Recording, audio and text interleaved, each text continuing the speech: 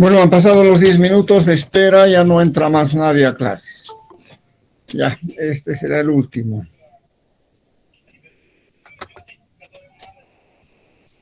Tengo 47 personas que han ingresado. de 92.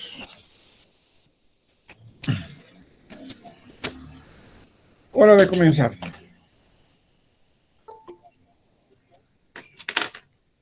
Ya, esta chica más, listo, y se acabó, no entra más nadie. Tienen que tener puntualidad, ¿no? ¿Con quién comienzo? ¿Quién me va a explicar qué está trabajando? ¿Con qué libro? Vamos. Y yo, licenciado, por favor. Adelante, Inés Grisel, Valdivia. Vamos.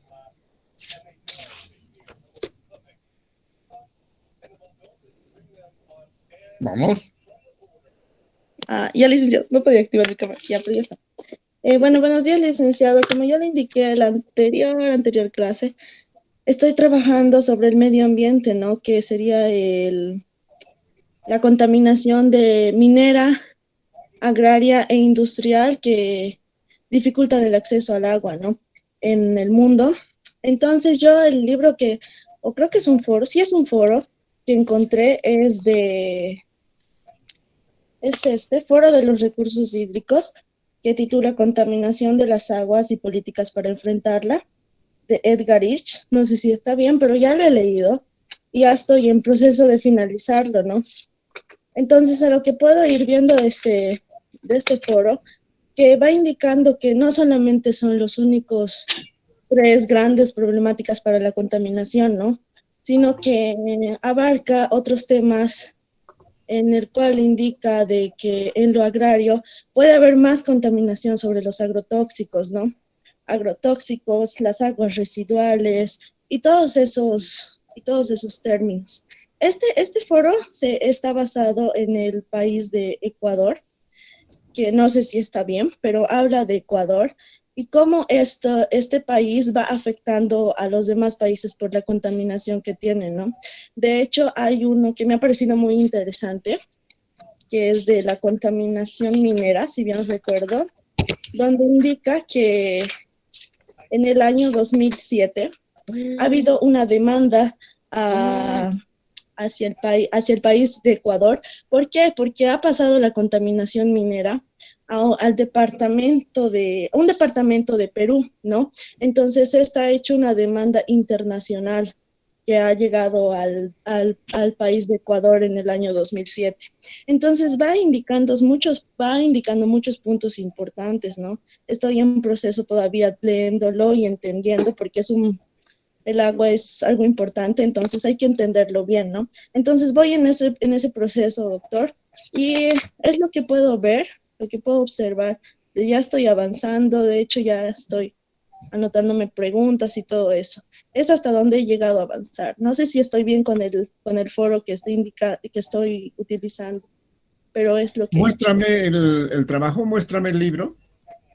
Es este. Ya, está bien. Súper interesante el tema.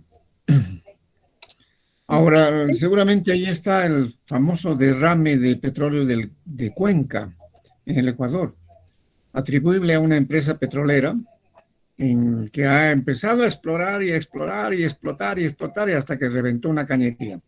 Y Exacto. después no supieron cómo recoger el petróleo crudo, que es bastante denso. Ujú. Cuando el petróleo es denso, es como el alquitrán, se pega y es difícil volverlo a recuperar. Sí, Entonces envenena áreas grandes, ¿no? Ahora, exacto. lo que necesitas hacer, Grisel, es combinarlo también con otra realidad. Está bien lo del Ecuador, pero podrías cruzarlo, por ejemplo, con Bolivia o con México o con Perú, porque el fenómeno es bastante común en América Latina. Sí. No es solo una cuestión del Ecuador. Ujú. Mira, hace unos 8 años atrás, en Potosí, en una zona donde estaban explotando plata, eh, sigue la explotación de plata de Potosí, no ha terminado y sigue habiendo plata en Potosí, en varias partes de Potosí. Entonces se formó una cooperativa que se llamó Espíritu Santo y esta cooperativa en determinado momento no supo cómo contener sus aguas residuales del proceso de depuración del mineral y se rompió una laguna de oxidación. Las cooperativas mineras o la explotación de la minería utiliza mucha agua y después la condensa en algunos lugares, han hecho una especie de dique para en ese lugar concentrar las aguas y este dique se rompió. Y las aguas de esta cooperativa empezaron a bajar con altas concentraciones de plomo, por ejemplo, y contaminaron todos los ríos que van hacia el Atlántico. Y acabamos en la zona del Pilcomayo, que está en frontera con la Argentina, contaminando toda la actividad pesquera. Y la población que hay en el sudeste boliviano vive de la pesca. De consiguiente, se empezaron a morir inexplicablemente los peces hasta que se descubrió cuál fue la causa. Pero además nos complicó con la Argentina, por el río Bermejo, el río que va al río de la Plata, hasta el Atlántico, y lo mismo que en Bolivia, sufrieron en el norte argentino la consecuencia de este escape de plomo, sobre todo utilización de plomo, en la actividad de pesca del norte argentino. Y al gobierno de Bolivia no le movió un pelo que ocurriera esto, porque la cooperativa Espíritu Santo había puesto un buen billete a la campaña de reelección del presidente Morales. Pero fueron los parlamentarios argentinos que no viven con el narcotráfico, tienen otra actividad, los que se dieron cuenta ante los reclamos de poblaciones del norte argentino. Y se vino una delegación diplomática desde la Argentina para decirle al gobierno boliviano: oiga, usted nos está envenenando los ríos. Tú me estás relatando un fenómeno que ocurrió en el país del Ecuador, pero que también comprometió a Perú. Ahora, si te da el tiempo, puedes vincular esto que te estoy comentando yo. Hay algo escrito sobre esto, pero también encuentras un buen caudal de información hemerográfica de periódicos, porque complicó mucho la cosa. El gobierno tuvo que ir hasta Potosí, ocuparse con maquinaria pesada de restaurar el dique, ponerlo en buen funcionamiento para que no vuelva a suceder. Pero ese de no vuelva a suceder va a suceder siempre. Entonces, ¿cómo explotar oro, por ejemplo, sin contaminar? ¿Cómo explotar plata sin contaminar? ¿Cómo hacer actividad petrolera sin contaminar? Tu trabajo puede ser súper interesante. Lo importante es que ya tienes un libro, ya tienes más o menos la idea, y en eso todos vamos a salir ganando, porque vas a explicarnos qué pasó en el Ecuador. Un fenómeno que seguro ha ocurrido en otras partes también. Porque cada vez que hay un derrame petrolero, puede ser en superficie o puede ser en el mar también. Quien paga la parte del desajuste económico es la población. Y cada vez la estamos arruinando mejor, ¿no? Entonces, bien por tu trabajo, ya entiendo que ya estás trabajando en serio. Y esto quisiera que hagan todos, ¿no? Sí. Bien por ti. ¿Para cuándo más o menos piensas terminar tu investigación? Bueno, la fecha que le indiqué a la compañera era el 6 de abril. Ya, adelante, está bien, la fecha está bien, tienes bastante tiempo y nada más que decir contigo. Bueno, Gracias, licenciado. por favor, pónganse en cámaras los que están en clases. No se vayan, ponen su figura y luego desaparecen, eso no es correcto. Es una burla a la clase.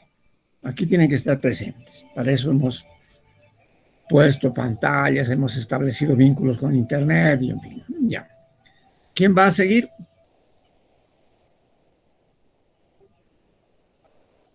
Pregunto. Hemos pasado un mes de actividades.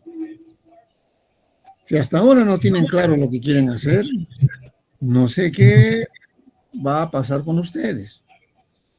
Sigo recibiendo mensajitos en el teléfono. Por favor, incorpóreme al WhatsApp. Por favor, dígame qué día pasa clases. Por favor, no, pues ya está bastante avanzado esto. A pesar de eso, sigo diciéndoles, incorpórate a tu clase el día de tu horario con esta clave. Pero pónganme en el WhatsApp. No, eso arregla con tus delegados de curso. Ustedes se manejan mejor entre ustedes. Conmigo la relación es en clase. Ya, ha pasado mucho tiempo y no podemos seguir con el mismo tole-tole de que recién me estoy incorporando, ¿no? Ahora empieza la época de los deméritos. Si no hay nadie que quiera decirme qué está haciendo, yo voy a preguntar. Y lo voy a hacer al azar de los que están presentes. Si esa persona a la que le invito a que me diga qué está haciendo no tiene ni libro, no tiene ni título, no tiene ni nada, ya tiene una nota de demérito, que no es quitarle puntos. Simplemente ha ingresado conmigo en una posición de desventaja. No voy a considerar que está haciendo bien su trabajo. Si cada vez que la llamo no está, pues qué mal, la relación es mala. Ahora, cada vez que alguien tenga un tema, pueden incorporarse todos a la discusión. Y si alguien ayuda en la investigación que está haciendo una compañera o un compañero y dice esto más, porque esto es así, y lo hace con criterio de haber estudiado o investigado o tiene alguna información que es de valor para todos, le voy a aumentar nota. Porque esta materia y esta carrera no es para mudos, es para gentes que deben debatir la realidad del mundo, de Latinoamérica, de su país. ¿Ya? Entonces pregunto otra vez, ¿quién va a continuar? Licenciado, ¿puedo participar yo? Sí, adelante, Tony Castaños, vamos. Yo estoy leyendo este libro que titula La industria petroquímica en América Latina y el Caribe. Oh, Lo fantástico. escribió Francisco Sekeli, es el asesor de la OLADE. Y bueno, estaba viendo algunos puntos del libro y esta investigación hará una breve referencia sobre el impulso de la industria petroquímica a nivel mundial y el beneficio para el desarrollo de los países. Además, Ya, espérame un ratito, para información de tus compañeros, para que todos sepan más o menos de qué estás hablando. ¿Qué es la OLADE? es la Organización Latinoamericana de Energía. Ahí, Organización Latinoamericana de Energía. Algo que para los europeos y los árabes es la OPEP, la Organización de Países Exportadores de Petróleo. Aquí se llama la Organización Latinoamericana de Energía. Ya, continúa. Ya. La incidencia e interacción de este tema me motiva a realizar la presente investigación y sus impactos socioeconómicos como motor del desarrollo en la región latinoamericana.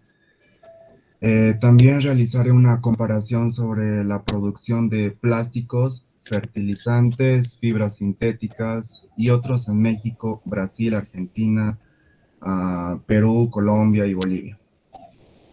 También se indagará sobre los niveles de producción y consumo de los productos industrializados en diferentes mercados de la región y la posible exportación a otros países del mundo. También estaba leyendo este libro y hice un resumen hasta donde pude. ¿Se lo puedo leer? Claro, vamos. El impacto de que la petroquímica tiene en la región, en este caso América Latina y el Caribe, hizo que realice una investigación sobre la situación de este importante sector y su impacto en el desarrollo económico de los países de la región.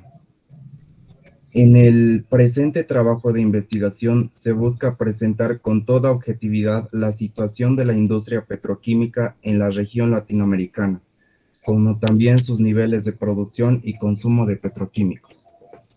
Desde un punto de vista económico y social, se pretende demostrar los perjuicios y beneficios que el desarrollo de esta industria tiene en nuestros países. Por ejemplo, un perjuicio sería la contaminación ambiental y un beneficio en cuanto a lo económico, especialmente en cuanto a empleo, inversiones, control estatal y dependencia tecnológica se refiere. No se descuida tampoco la interrelación con el medio ambiente y la salud de la población y los impactos que derivados de lo anterior ocurran en el desarrollo regional. Producción de los productos naturales tradicionales de nuestros pueblos, ya que un sano equilibrio de estos dos factores ayudará realmente a nivelar los sectores socioeconómicos que ahora se ven desplazados con la sustitución e invasión de mercados por productos petroquímicos. Eso es hasta donde va mi investigación y también estoy por leer este libro que titula Industrialización del gas natural en Bolivia. Es algo complementario, por Saúl Escalera. Bien, bien. Saúl Escalera es una de las personas más entendidas en problemas energéticos en Bolivia.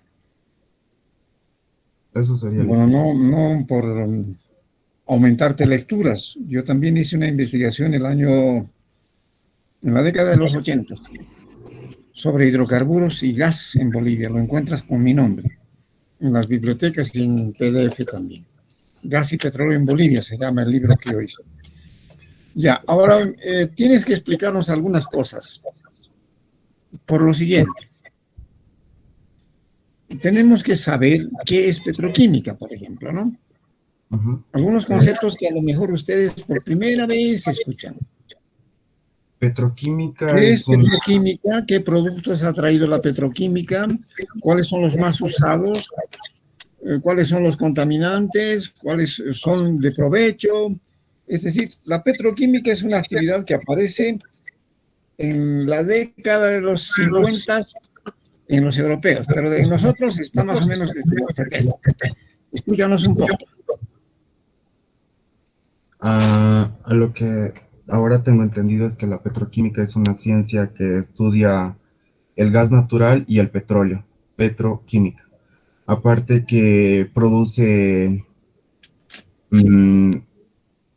recursos como la urea, después el butano, el petróleo, queroseno, gasolina, todo eso, y a partir de los 60 o 70 hay una gran incrementación de este llamado recurso gasolina que sirve para los automóviles, ¿no? Y también vehículos de aviación.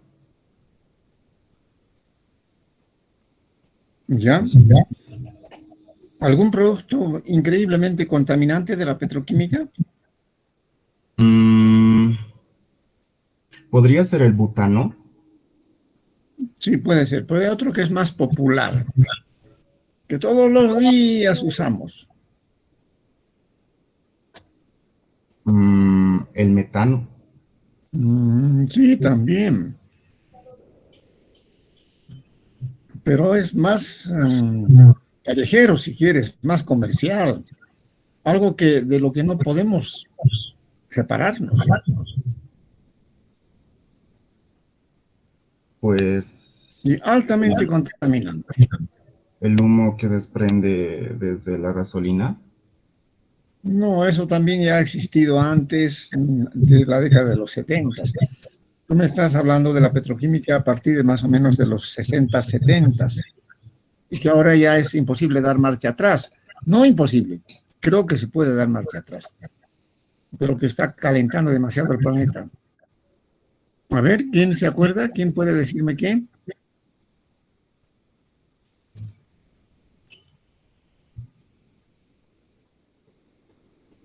¿Qué utilizan ustedes cada día? Sus mamás, sus parientes, cuando van a los mercados. El gas licuado. No, el El gas gas licuado licuado. es un gas que va por tubería, sirve para múltiples cosas y es más limpio que el petróleo.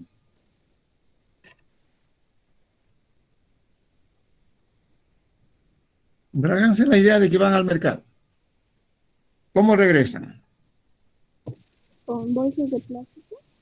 Con bolsas de plástico. Así El es. plástico. Ujú. También hay una industria que fabrica los llamados propilenos y polipropilenos. Los propilenos son aquellos plásticos como las bolsas o esos plásticos blandos, por ejemplo este. Y también el polipropileno que está hecho de plásticos duros, que podría ser, a ver, este, eso. Ya, hasta acá tu trabajo, Tony, bien. Me encanta ver que hay gente que está interesada en los temas actuales, ¿no? Mira que en los tiempos en que yo era niño, no conocíamos el plástico, pero el comercio del mundo seguía siendo el mismo. Si llegaba un producto, por decir, porcelana, que podía importarse de China, ¿cómo venía el producto? Venía en una caja, generalmente de madera, por tanto biodegradable, y adentro venía la vajilla con acerrín o restos de madera desmenuzada y por tanto acolchonado el producto para que no se destruya. ¿Cuál era el beneficio?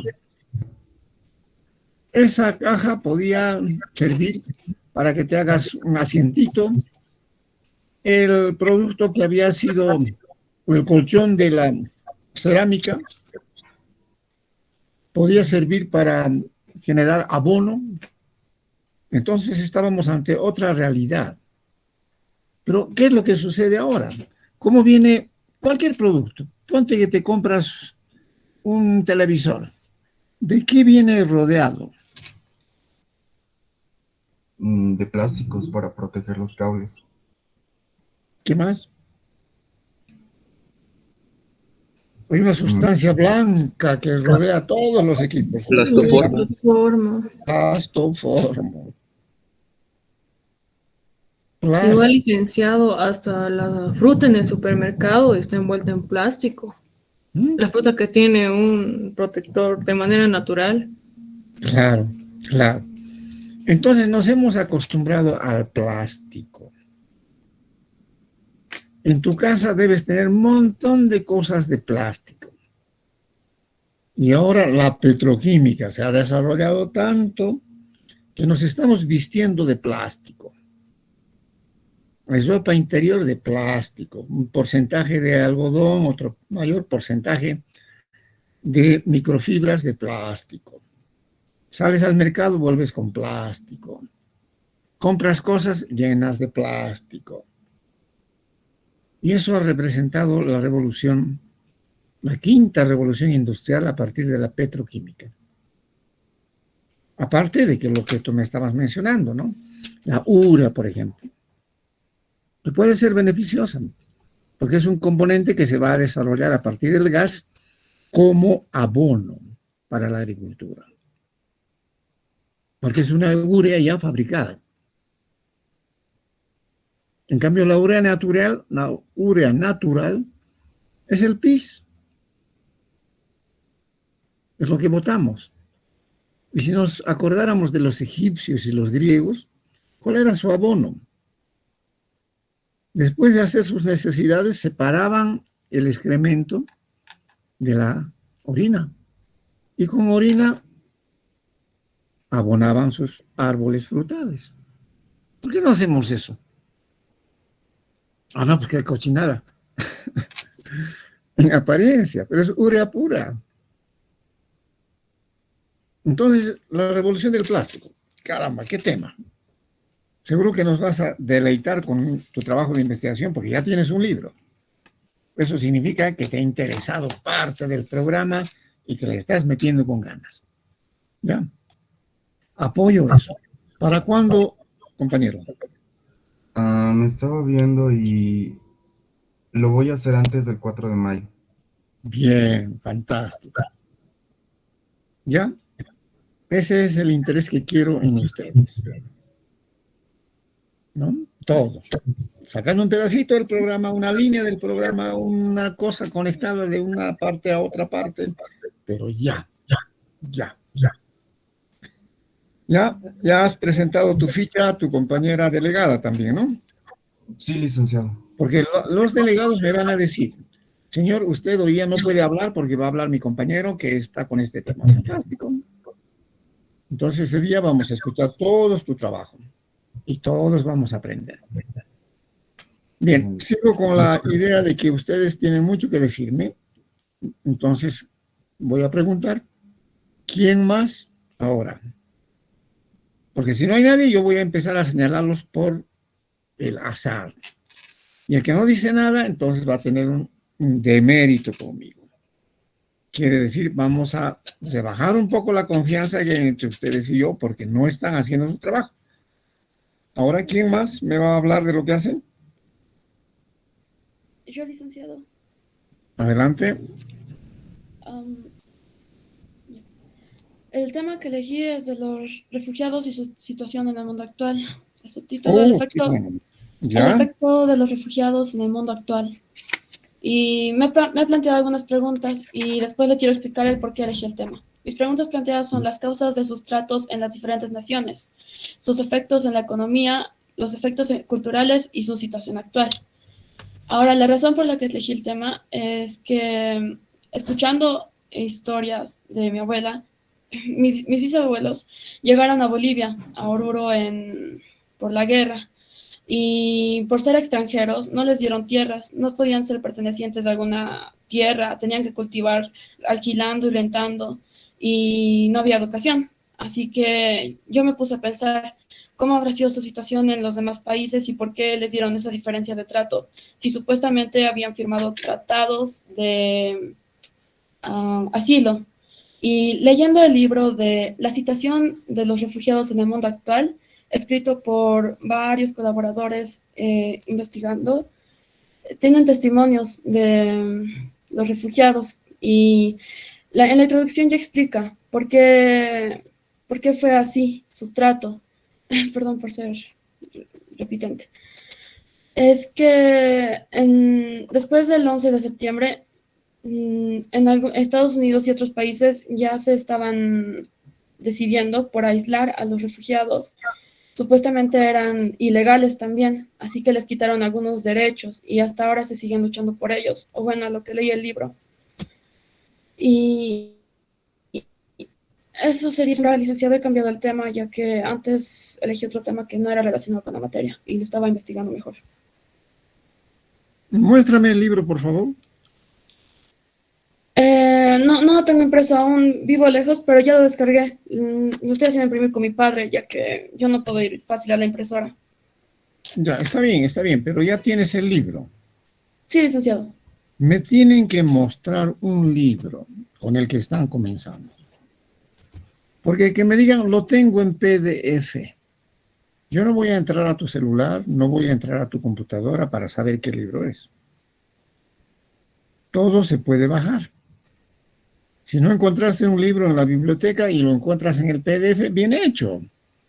Bien hecho. Entonces, pero bájamelo en papelito, así, para decirme esto estoy trabajando. Porque es hasta más fácil, ¿no? Lo tengo en PDF, tengo que abrir mi celular y mi computadora, tengo que conectarme, si no, no me sale. O ya lo bajé y lo tengo acá, pero igual tengo que abrir. Más cómodo es abrir la página y trabajar el libro con resaltadores, con apuntes, con lapicito, con preguntas, que el tenerlo en el PDF, leerlo, ¿no? Entonces, por favor, todos con un libro impreso. Lo bajen de donde lo bajen, compren en la calle o vayan a la fotocopiadora o a la biblioteca. En las bibliotecas de Bolivia y de la universidad permiten la fotocopia. Pueden haber libros emblemáticos que ya no hay dónde comprarlos. Pero van a la biblioteca y dicen, fotocópiamelo este libro. El servicio tiene que incluir la fotocopia. No, no tenemos fotocopiador. Entonces, deme el libro, aquí está mi carnet, aquí está mi matrícula y yo lo voy a fotocopiar sin estropearlo. Pero tiene que haber el libro para que armes también tu propia biblioteca, ¿no? De lo contrario, vamos a estar con que en el PDF. Y el día que hagan su trabajo acá, tienen que traer el libro. Aquí está el libro 1, 2, y este es el tema que he investigado. De esto voy a sacar esta conclusión, porque me caso con la idea de este señor, no con la idea de este otro, pero mi conclusión es la siguiente. Eso es hacer un ensayo. Es decir, este sí, este no, he escogido esta idea, de este un poco y de este otro poco, pero yo tengo mi propio criterio. Como sujeto pensante que tiene neuronas en la cabeza, ahora pienso que la cosa es así. Pueden estar los dos señores que he investigado equivocados, porque yo creo que el mundo va por otro lado. Y propongo, un ensayo es una propuesta. Creo que doy la siguiente idea. Eso es contribuir a resolver las cosas. No que lo he leído y lo sé, pero ¿para qué lo sabes? Ya propones a partir de lo que sabes. ¿En qué vas a usar lo que has averiguado y has investigado? Tu compañera me está hablando de los movimientos migrantes. Fantástico. Fenómeno de miles y miles y miles de años de historia. Para no irlos hasta los egipcios y cómo martirizaron a los hebreos. Nos vendremos más acá. ¿A un siglo? ¿A dos? ¿Al momento actual? Refugiados. Otro término. Entonces, ella seguramente va a hacer una distinción entre migrante natural y refugiado, por ejemplo. Ahora van a haber muchos millones de refugiados con este conflicto entre Ucrania y Rusia. Ya están saliendo. Un país de 40 millones de habitantes invadido por otro va a generar muchos refugiados. Pero no es el único. Siria, con su guerra civil, ya ha botado como a 4 millones de personas fuera de sus territorios. ¿Dónde están? Porque cuando te sales de tu país y nada más llevas tus documentos y unas cuantas pilchas en tu maleta, entonces vas a ir de refugiado. ¿Dónde están? Ese es un fenómeno. El otro fenómeno es la migración voluntaria, por rebalses de población o por fenómenos socioeconómicos de atracción de una región a otra. La Europa actual, muy rica, muy satisfecha, sin embargo, tuvo como un siglo entero de expulsión de población. Hasta el siglo XX y terminada la Primera Guerra Europea del 14 al 17, Europa siguió expulsando población, pero no propiamente por conflictos de armas, sino porque no había trabajo. Entonces, los Estados Unidos, por ejemplo, y América Latina, han recibido a mucha de esa población. Si ahora encontramos que hay millones, 4, 5, 3, 2 millones, nosotros también tenemos población que se ha ido por el mundo. En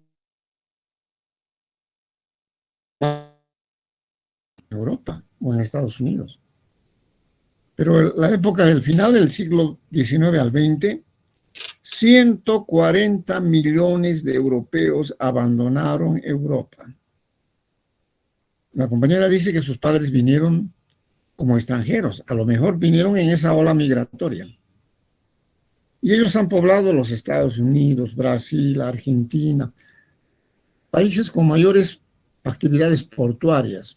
También a Bolivia han llegado con ribetes de trabajo minero, sobre todo, pero no en la cantidad que recibieron, por ejemplo, México o Argentina, o los Estados Unidos.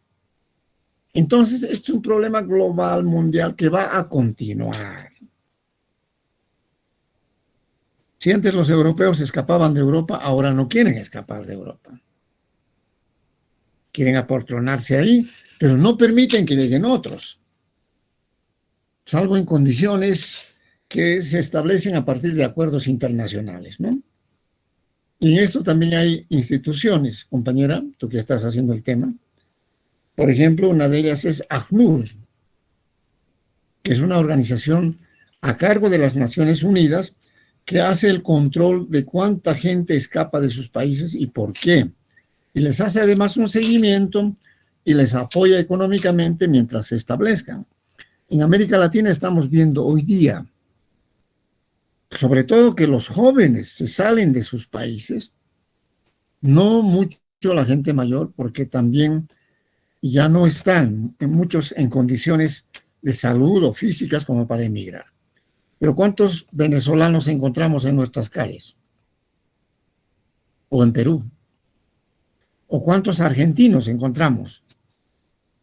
Y no son gente mayor, son gente joven que no encuentra destino en su país. Yo creo que ella nos va a ilustrar con muchos detalles sobre esto y quisiera saber más o menos para cuándo. ¿Para cuándo, compañera? Licenciado, yo estaba pensando en la fecha 28 de mayo, pero estaba consultando a mi compañera delegada si esa fecha está ocupada o no. Me dijo que me va a informar más tarde. Ya. Pero puede ocurrir también que ese mismo día alguien haya propuesto su trabajo. Pero aquí en la universidad ya no es una cuestión de reservar espacio, ¿no?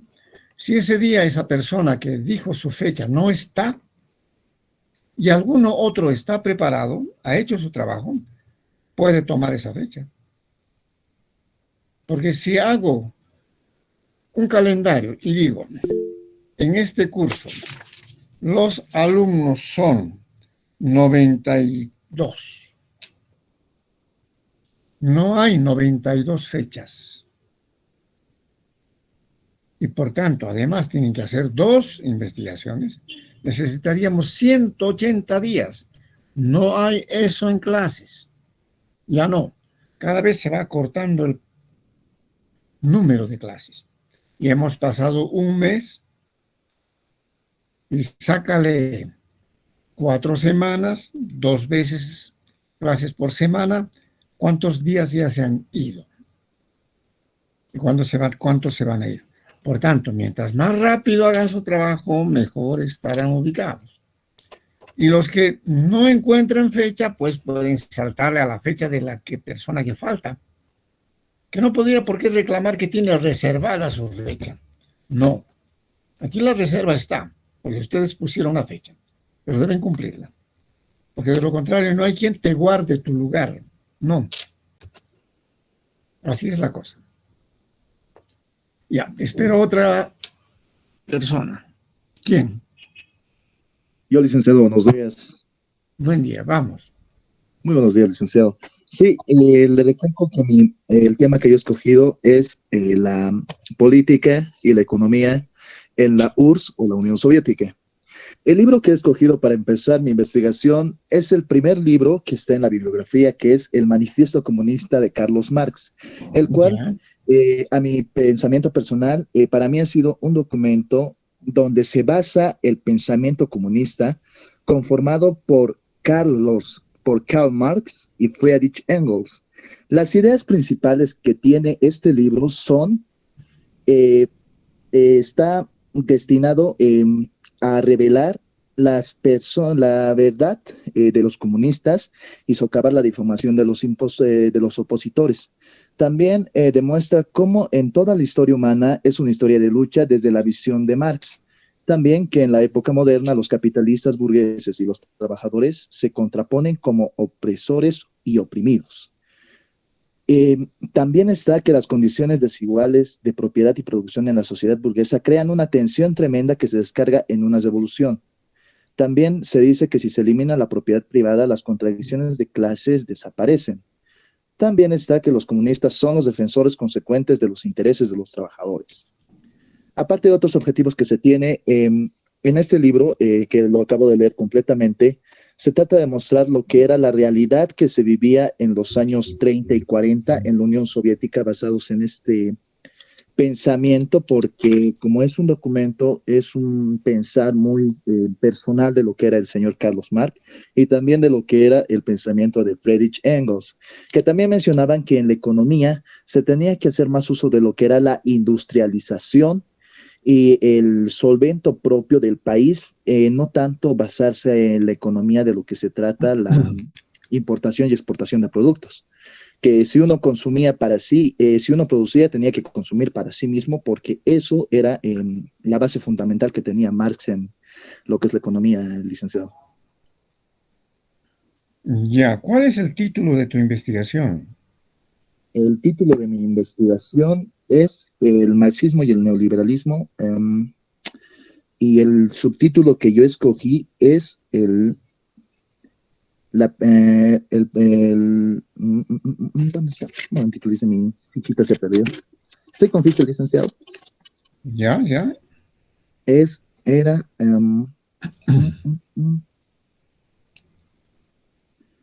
la centralización de la economía y política soviética, licenciado. Ya, ya. Ahora mira lo que te voy a decir. Irnos muy lejos, compañero Pavón, a la época de 1847, cuando se lanza el Manifiesto Comunista, no va muy acorde con lo que está sucediendo actualmente en el mundo, con la aplicación de esa teoría, ¿no? Para la época en que se escribe el Manifiesto Comunista, hay una especie de capitalismo salvaje, sobre todo en Europa. En América Latina estamos con que nuestros países están viviendo una especie de aurora de independencia y todavía no logran organizarse bien, a pesar de que asumen el modelo de la democracia liberal, ¿no? Entonces, ¿cómo podríamos compararlo con el neoliberalismo? Porque la otra parte de tu trabajo es el neoliberalismo, ¿no? Sí, licenciado. En esa parte, el libro que usted me recomendó, que era El Gran Fracaso, que también lo he empezado a leer y estoy en la página número 18, recalca la situación de este gran personaje que ha estado en lo que era la Unión Soviética y ahora estaba en Estados Unidos, en lo cual comenta en su propia experiencia la situación que se vive, tanto de la parte del marxismo como es el neoliberalismo. ¿Qué dice el neoliberalismo según las palabras de uno de los generales provenientes de Hitler? Esto lo he sacado de un documento salido de la BBC en uno de sus documentales, donde indica que la economía del neoliberalismo está más basado en lo que es una restricción total al, eh, al cumplimiento del pensamiento y más que todo, esto ya en el tema de la guerra, darle un solvento más directo a las fuerzas, porque en esa situación, cuando se eventó la Segunda Guerra Mundial, que es en la situación que más se ha notado que también estaba la economía y la política de estas dos fuerzas de ideología, se ha tomado en cuenta que el neoliberalismo ha sido una forma más arcaica de nombrar a lo que comúnmente conocemos como el capitalismo de hoy en día. Y este personaje indica que la economía y la política basadas en el neoliberalismo tenían la ideología adoctrinar y hacer, crear un pensamiento en sus personas que no son tan necesarias la economía que tienen dentro de lo que está en sus funciones y más que todo en desinformar a su población de la situación que se estaba viviendo en base a los engaños que se pasaban por las situaciones como son los campos de concentración, también la situación que se pasaba junto a las fuerzas de las SS y también en el 45, ya a finales de la guerra, con los adoctrinados de Hitler, los niños de 8 a 12 años que pasaban esa ideología que se tenía de lo que era el nazismo, licenciado. Mira, yo veo una cosa, te diré. Estás abarcando muchas categorías de análisis. No sea que te vayas a perder y después no sepas en realidad qué estás investigando. Dime tu apellido, no encuentro tu apellido. Ríos, licenciado, Misael Ríos. Ríos.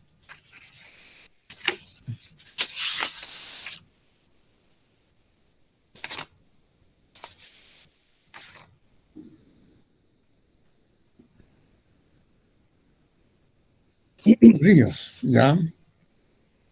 Misael Gabriel Ríos Rodríguez. Te Sí, diré una licenciado. cosa. A ver, Dígame. tenemos que centrar mejor tu trabajo. Porque si quieres trabajar con el manifiesto comunista, es un retrato de la época del capitalismo más salvaje, cuando no habían leyes de protección a los trabajadores, por ejemplo, Sí. ni sobre horas de trabajo, Ujú. tampoco de protección a los niños o a las mujeres. En la época de estos señores, las personas trabajadoras podían ser niños. Se los empleaba hasta en las minas a los niños. Y ninguna relación para proteger mujeres, por ejemplo, ¿no? Entonces, ese periodo de acumulación de capital originario para Europa que los ha enriquecido, y con ayuda, desde luego, de países como América Latina que daban sus materias primas, después los ha hecho reflexionar. Por tanto, es correcta la explicación de que el mundo es una lucha constante de clases. Analiza el periodo feudal, el periodo capitalista, empieza con el esclavista, ¿no? Y finalmente dice, la única solución en el mundo es hacer desaparecer el capitalismo. Y bajo ese ideario se trabajó en Europa, se crearon partidos comunistas, partidos socialdemócratas, y poco a poco fueron complicándose contra el capitalismo o el liberalismo establecido y finalmente tomaron el poder. La primera experiencia de esa teoría lanzada por Marx y Engels es la Comuna de París. El primer país comunista del mundo fue Francia, pero nada más que por 3 meses. Y hay otro libro del mismo Carlos Marx que se llama La Comuna de París, donde explica que no había sido lo mismo teorizar que entrar a la parte práctica.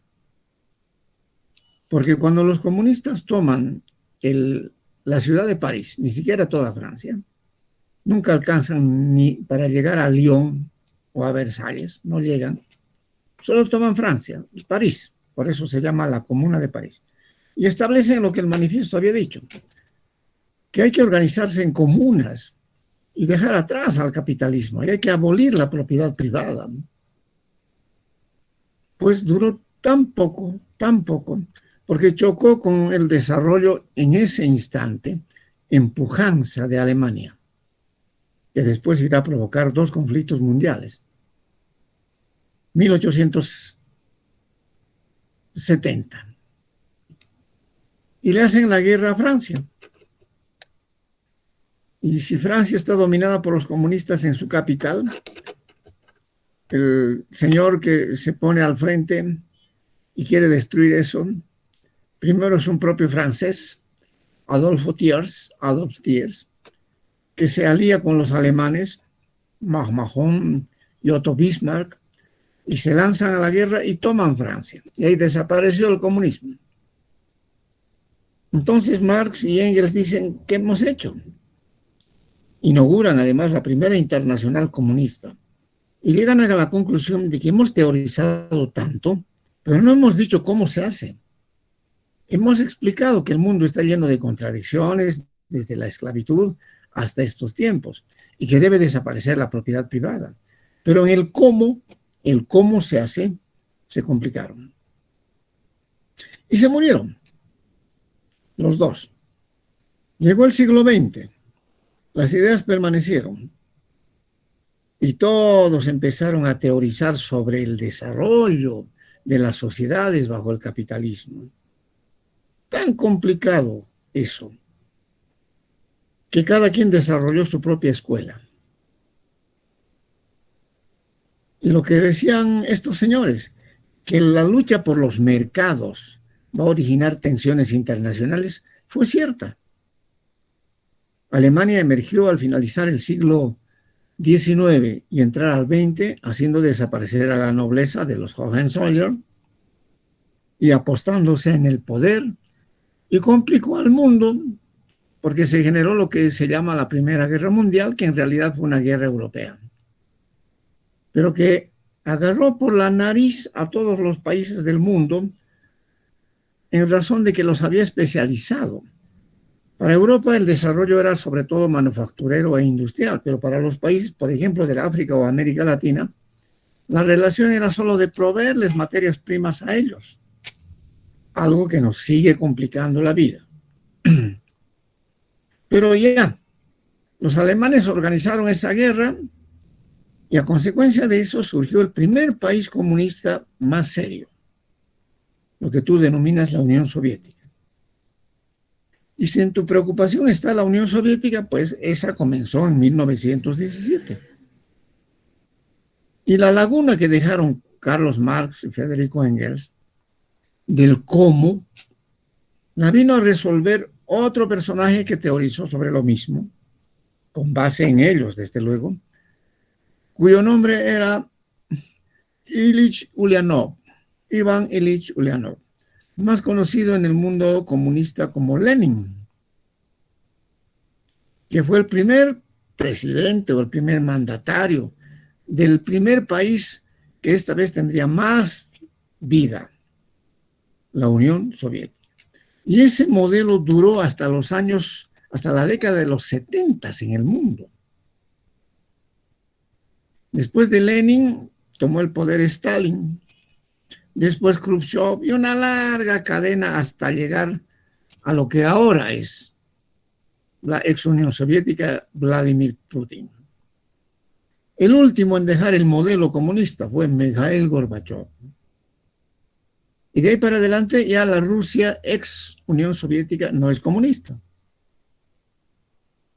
Entonces lo que tuviéramos que preguntarnos como uno de los puntos de investigación seria sería, ¿por qué el comunismo tan finamente explicado por los creadores no pudo desarrollarse en condiciones tales que satisfagan al grueso de la humanidad? Porque bajo la idea de Marx, Engels, Lenin, Trotsky, Kamenev, Zinoviev, ¿cuántos teóricos después? La mitad de Europa se volvió comunista. Había Alemania comunista y Alemania capitalista. Hasta ahora siguen habiendo estas divisiones, ¿no? Corea del Norte comunista, Corea del Sur capitalista.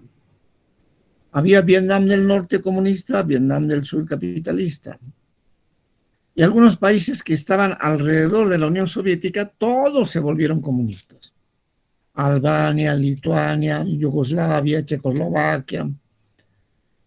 Y después acabaron haciéndose tiras también. Porque cuando se cae la Unión Soviética, otra vez muchos países recobran su independencia. Bielorrusia, Ucrania, Crimea, ¿cuántos?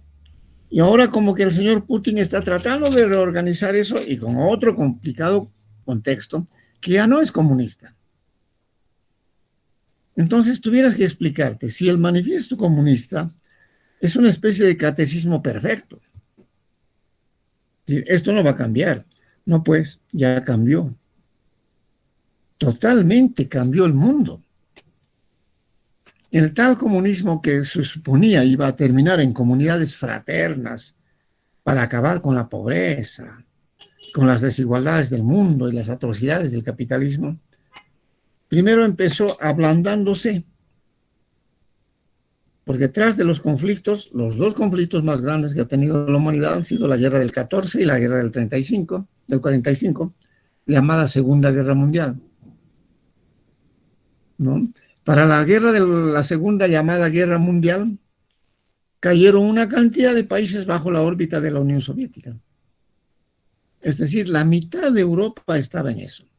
Y esa ideología vino hasta América Latina y aquí también en Bolivia, en Perú, en Chile, aparecieron los grupos comunistas.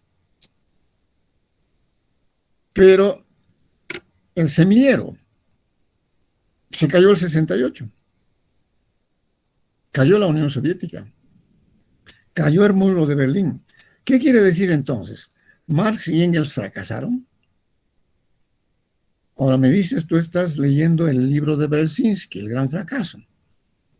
Y él te dice, yo fui comunista. Y de comunista enfrenté el problema y vi que es un fracaso.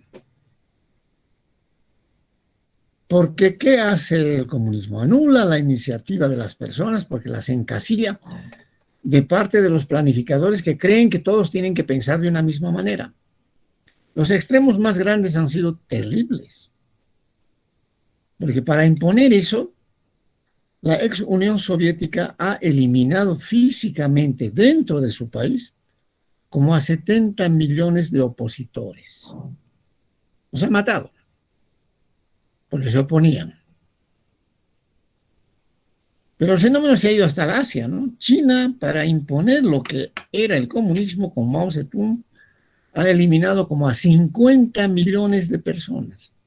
Y esos dos modelos no son los únicos. Entonces, aquello que en el manifiesto comunista aparece como un humanismo, un amor a la humanidad, terminó siendo un odio al opositor, que ahora más o menos está resucitando por Bolivia, por Venezuela, por la Unión Soviética o la ex Unión Soviética, y que se mantiene todavía palpable en las Coreas, o la relación que hay entre la China y Taiwán. Mira, entonces tú tienes que ver si lo que te pareció una cosa pero sensacional, a lo mejor recién descubierta por ti, de que la humanidad tiene que tener soluciones para sus problemas, no es más bien una complicación.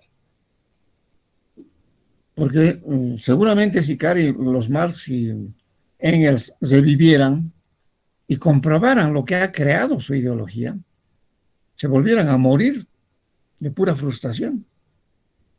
Porque los que llevaron a la práctica fueron en realidad enfermos, asesinos. ¿Y eso queremos para el futuro? ¿Qué es lo que ha sobrevivido? El liberalismo o el capitalismo, pero con condiciones mucho más endulzantes de la vida, ¿no?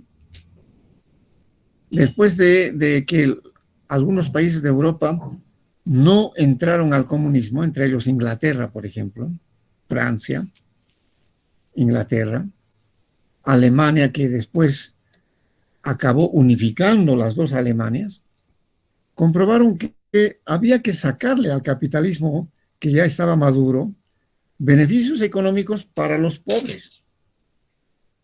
Y que esa era la solución para acabar con las diferencias económicas, sobre todo. Y eso en realidad funcionó.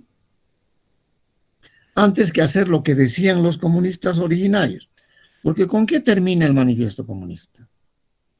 Con una frase que dice: proletarios del mundo, unidos. Y con un método que ellos aconsejan. Y el método dice: la violencia es la partera de todas las cosas. Si no hay violencia, no va a haber nueva sociedad. ¿Pero qué originó ese pensamiento? Millones y millones de gentes muertas porque no te aguanto en razón de que eres opositor y te voy a eliminar físicamente. Hoy día el neosocialismo tiene como dos caras, ¿no? Los que todavía piensan del modo violento, de que te voy a eliminar porque estás en contra mía, o te voy a meter a la cárcel porque tengo la ley y la mano y el juez. Y la otra que dice: ¿por qué no podemos vivir en paz?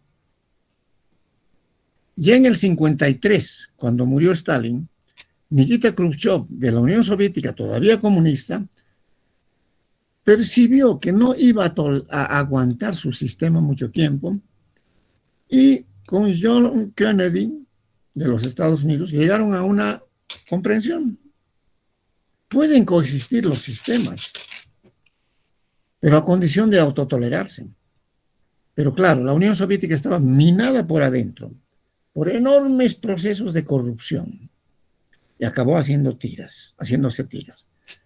El capitalismo sobrevivió. Y después se cayó todo el mundo comunista. ¿Qué queda del mundo comunista? Corea del Norte, Vietnam. Pero Vietnam está lo mismo que China, vinculada al capitalismo. Los chinos ya no son los chinos de la época de Mao Zedong, que también eliminaban físicamente en campos de concentración vía fusilamiento, o como hacía Hitler, matándolos en masa a los opositores. Ahora es otra la China. Pero el partido sigue siendo comunista, una especie de híbrido entre capitalismo y comunismo. Porque la China se está comprando al mundo con productos baratos, o a veces también caros, con malos productos y a veces también buenos. Y ha logrado un tremendo caudal de recursos económicos, se ha desarrollado, porque llegó a la comprensión de que el tajante comunismo de la incomprensión y la intolerancia no iba a dar resultado. Entonces prefirió enlazarse con el capitalismo. Los que han hecho a la China actual son los capitalistas de Occidente. Le han dado el dinero con el argumento de que iban a lucrar más porque había mucha gente en China que podía trabajar por unos centavos, a pagar altos salarios en sus países. Ahora seguramente muchos se arrepienten porque la China hoy día parece una amenaza. Y la punta de este nuevo proceso es un tanto lo que está haciendo Putin, apoyado por la China. Porque los chinos quisieran recuperar Taiwán igualito como lo que está haciendo Putin con Ucrania. Pues no lo ha hecho porque tiene las otras potencias, ¿no? Que le dicen cuidado, nosotros estamos protegiendo eso. A pesar de que cuando se retiraron los ingleses de Taiwán, le dejaron a la China en posesión de la isla. Pero los taiwaneses dicen, somos chinos de origen, pero nuestro sistema es otro. Por tanto, dan las normas desde Pekín o desde Beijing. Las autoridades de Taiwán son pro-chinas, pero la gente dice no y no, porque tenemos un sistema de mayores libertades. Y como ya han logrado alto desarrollo económico y social, ya no hay pues los pobres de la época del manifiesto comunista. Ya no están trabajando los niños en las minas. La educación ha hecho mucho por el mundo. Ya no hay la hambruna y la muerte por hambre. Han hecho los comunistas muertes por hambre en Ucrania. Durante décadas, Stalin no permitía el uso de la tierra para siembra. Solo tenía que ser el lugar de mineros y productores de armas. Y ha dejado morir de hambre a millones de ucranianos para hacer de esa región una potencia militar y el reservorio de la actividad nuclear.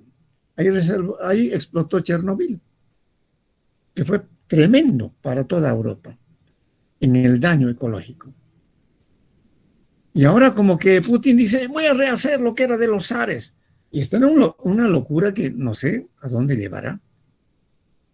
Y la China está contemplando eso porque del éxito o del fracaso va a depender si la China invade Taiwán. O sea que el comunismo como que está agonizando en el mundo y sigue aleteando, aleteando. No quiere el señor Putin regresar al comunismo, porque ahora eso también ha cambiado totalmente en términos económicos. Los que antes eran miembros del Partido Comunista y los más altos jerarcas son hoy día dueños de grandes industrias y conglomerados económicos en Rusia. Es la nueva plutocracia. Y también siguen habiendo pobres. ¿Resolvió el comunismo los problemas de pobreza, enfermedad, desempleo del mundo? ¿O más bien los complicó? Por eso cuando me hablas de la Unión Soviética, yo te diría, no vayas tan al manifiesto comunista, ya lo leíste. Pero veremos, pues, por qué cayó la Unión Soviética, siendo una potencia parecida a los Estados Unidos hasta la década de los 60, finales. ¿Qué se hizo? Prisas. Llegaron a la comprensión de que el mundo se estaba sobrecalentando. Ahora se sobrecalienta el medio ambiente, pero entonces se sobrecalentaba la política. Porque hasta la época de Khrushchev decían, cuidado Estados Unidos, te voy a mandar un misil atómico. Y llegaron hasta poner sus cohetes en Cuba en el 68, en el 66. Y John Kennedy dijo, salen de aquí. porque si no voy a invadir Cuba, vamos a declarar otra guerra, y yo tengo tantos misiles como para que puedan invadir la Unión Soviética, y se disuadió el proceso. ¿Y terminó cuándo? Cuando estaba de gobierno Margaret Thatcher en Inglaterra, Ronald Reagan en Estados Unidos y Mikhail Gorbachev, el primer presidente electo de la Unión Soviética. Y dijeron, no, esto ya es una estupidez, hemos complicado al mundo. Si cualquiera aprieta el botón de la primera bomba nuclear, ya no va a haber ni constancia ni testimonio de que quién fue el primero. Si fueron los comunistas o los capitalistas o quién. El mundo va a reventar. Entonces, por favor, la paramos. Empezaron a desarmar todos los cohetes. Ahora, ¿qué dice Putin? Yo los tengo intactos. Tengo 400. ¿Y qué dicen los norcoreanos? También nosotros tenemos y podemos destruir el Japón. De nuevo se está sobrecalentando el mundo entre comunistas o excomunistas y capitalistas. Entonces, tu tema es muy bueno para plantearnos la validez de las ideologías en el tiempo. Porque te diré algo, nadie tiene la última palabra para decir esto es perfecto de aquí al fin de los años. ¿Quién? A lo mejor los que creen en Cristo. Pero el mismo Cristo era un judío que complicó al mundo. Generó en el fondo de su esencia el capitalismo. Y fue la Iglesia Católica la que organizó el capitalismo a partir del siglo X. Ahora está muy ausente porque nada más lucra de sus beneficios y de sus haberes acumulados. El gran poder está en Roma, con el Papa. Y ha dejado el espacio para los otros que hoy día complican el mundo de otra manera. Entonces tu tema es muy bueno, pero no te pierdas en varias cosas. Porque es como cuando Hansel y Gretel se meten al bosque y se pueden perder, pues si no dejas piedritas en el camino para ver por dónde vas a regresar.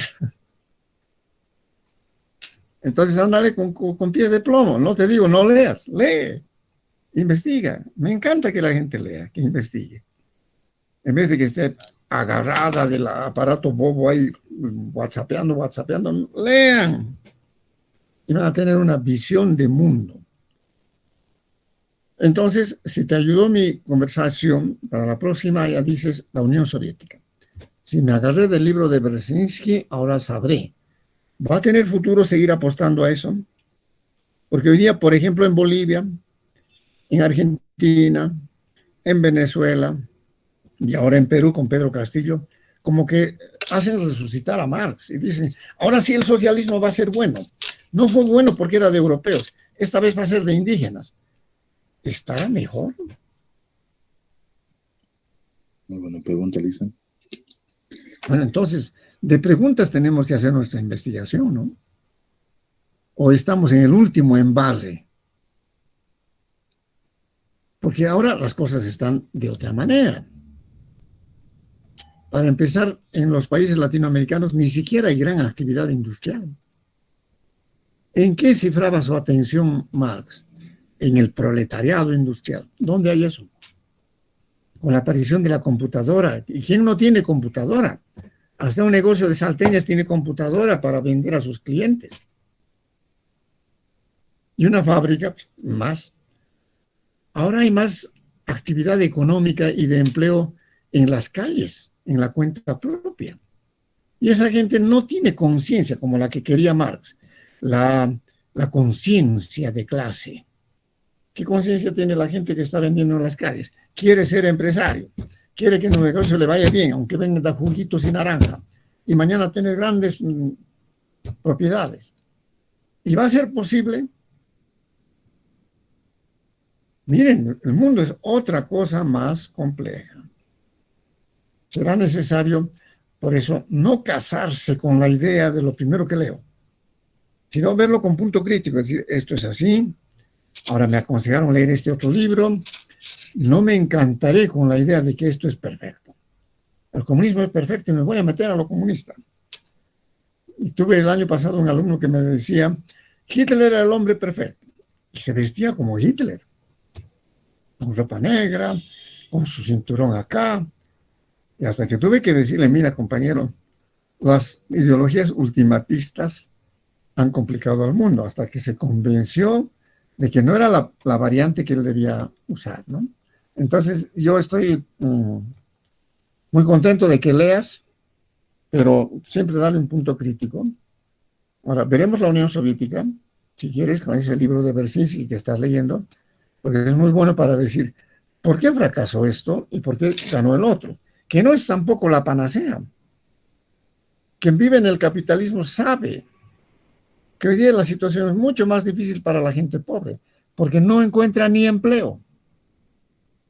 Entonces tampoco puede agarrar la conciencia de clase, de juntarse entre todos los explotados. Ahora hay más oprimidos que explotados.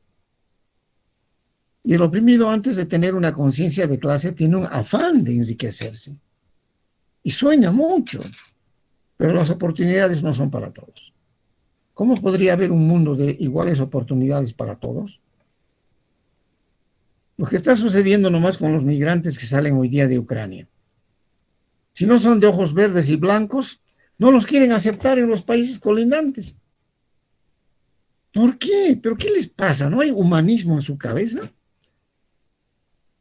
No, tú eres turco, no, tú eres árabe, no, no entras acá porque eres un conflicto. Y ese problema no es solo de allá, es también de acá, de los latinoamericanos. Ya, entonces, Misael, me da gusto que leas, afina mejor tu trabajo y la próxima también ven para esta discusión, a la que están todos invitados. Todos pueden meter la cuchara desde donde pueden, sobre todo los que están presentes, ¿no? Porque hay personas que ponen su nombrecito y luego se van. Quiere decir que no están muy interesados, ¿no? Hasta ahí mi contribución, si te parece que te sirve de algo.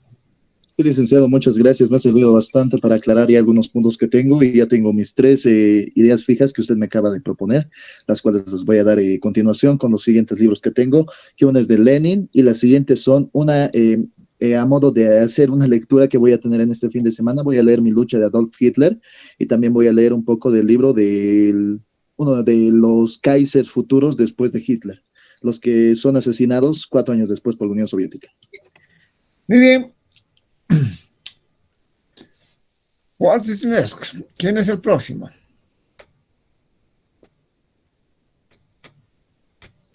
¿Who? ¿Quién?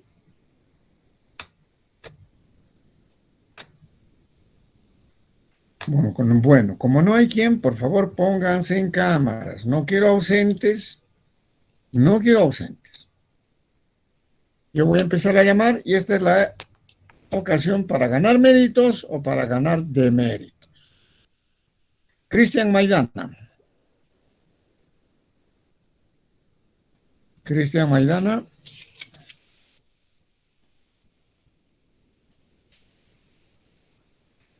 Otra vez, Cristian Rodrigo Maidana Roque. Háblame de lo que haces y qué libro tienes a la mano.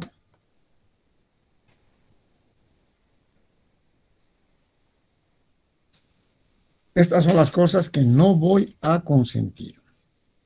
Que pongan su nombre y luego se marchan. Cristian Maidana ya tiene un demérito. ¿Qué quiere decir? No le estoy quitando nota. Solo que se están distanciando las relaciones entre el profesor y el estudiante. Porque está defraudándose él mismo, a lo mejor a su familia también, y al curso. Viene, pone su nombre y se va. Eso es burlarse de la clase. No es nada correcto. Aldrin Pérez.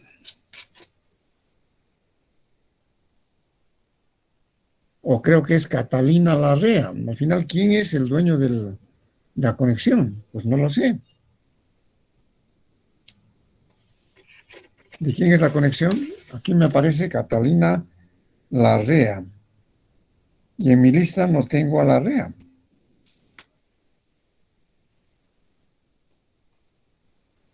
¿Quién está detrás del contacto Catalina Larrea? Por favor, hable.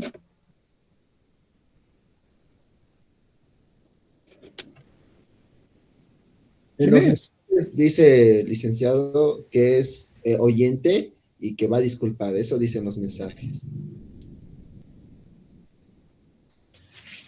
Oyente, bueno, no le quitaremos la posibilidad de que alguien quiera oír lo que aquí se hace. Pero miren esto, son 92 inscritos y son 30 los que están. ¿A 60 y tantos no le interesa esta materia? Bien, yo no soy el que va a aprobar, son ustedes. Entonces, si no quieren estar, lo sentiré mucho. Voy con Gabriela Daniela Cáceres. ¿Qué has hecho, compañera? Buenas, licenciado. Daniela Cáceres. Licenciado, yo todavía el profesor perestroika. Aún sigo leyendo escuchar que yo trabajo y también tengo otra carrera, pero estoy en la mitad del libro de licenciado.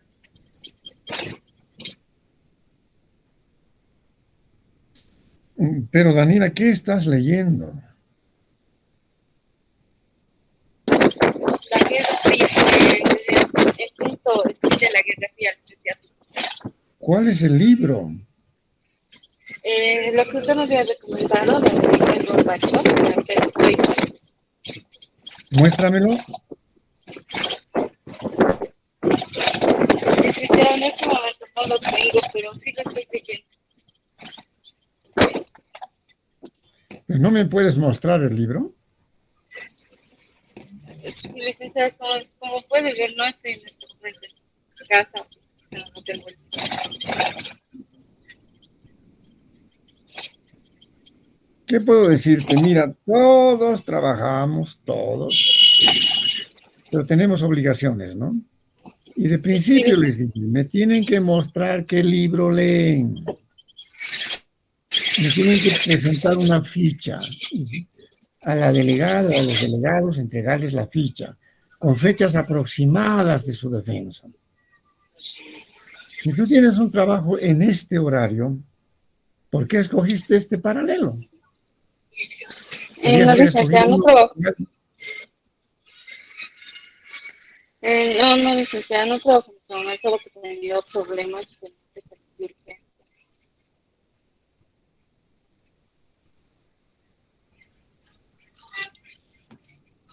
Y encima tu conexión no es buena.